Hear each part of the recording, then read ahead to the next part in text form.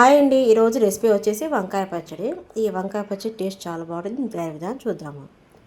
ముందుగా స్టవ్ వెలిగించి గిన్నె పెట్టి ఆయిల్ పోయాలి. ఆయిల్ పోసిన తర్వాత అందులోకి హాఫ్ స్పూన్ జీలకర్ర, 1 స్పూన్ ధనియాలు వేసి కలిపేసుకోవాలి. ఈ కలిపిన తర్వాత ఇందులోకి 2 టమాటాలు వేసుకుందాము. చిన్న సైజు టమాటాలు వేసి ఒకసారి కలిపేసుకుందాము. ఇది కలిపిన తర్వాత ఇందులోకి పచ్చిమిరపకాయలు వేయాలి. పచ్చిమిర్చి వేసిన తర్వాత మూత పెట్టేసి ఆయిల్లో బాగా ఫ్రై చేయాలండి. ఇది బాగా ఫ్రై అయిన తర్వాత ఇప్పుడు ఫ్రై అయింది కదండి. ఫ్రై అయిన దాన్ని ఇప్పుడు వేరే గిన్నెలు తీసేసుకోవాలి. తీసి చల్లారనివ్వాలి. ఇది చల్లారలోపు మళ్ళీ అదే కళాయిలో ఆయిల్ పోసిన తర్వాత అందులోకి కట్ చేసిన వంకాయ ముక్కలు వేసి బాగా ఆయిల్లో ఫ్రై చేయాలండి. వీటిని సిమ్లో పెట్టేసి బాగా ఫ్రై చేసుకోవాలి, అయితే మాడిపోతాయి. ఇప్పుడు మూత పెట్టేసిన తర్వాత ఒకసారి మళ్ళీ కలిపేసుకుందాము. ఇప్పుడు బాగా వేగింది కదండి. ఇందులో కొత్తిమీర వేసుకోవాలి. కొత్తిమీర వేసి బాగా కలిపేసిన తర్వాత అందులో లైట్గా చింతపండు వేయాలి. కొద్దిగంత వేసి మొత్తం కలిపేసుకొని మూత పెట్టేసి 2 నిమిషాలు ఉడకనిద్దాము.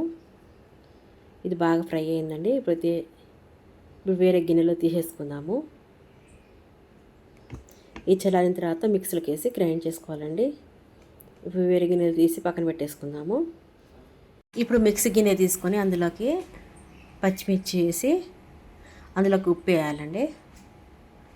ఉప్పు వేసిన తర్వాత రుచికి సరిపడా ఉప్పు వేసి చిటికెడు పసుపు వేయాలి.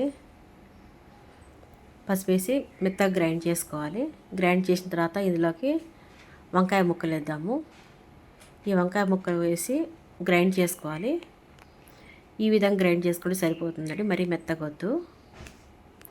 ఇప్పుడు పచ్చడి తాలింపు వేసుకుందాము.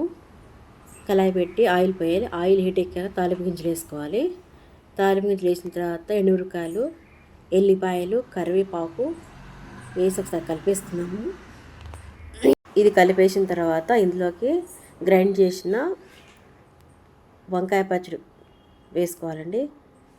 ఈ వంకాయ పచ్చడి ఇందులో వేసిన తర్వాత తాలింపు వేసిన తర్వాత స్టవ్ బంద్ చేయడమేనండి. అంతే అండి, ఎంతో రుచికరమైన వంకాయ పచ్చడి రెడీ అయింది. వేడి వేడి అన్నంలోకి చాలా బాగుంటుందండి. ఫస్ట్ టైం చూస్తే లైక్ చేయండి, షేర్ చేయండి, సబ్స్క్రైబ్ చేయండి. Thank you.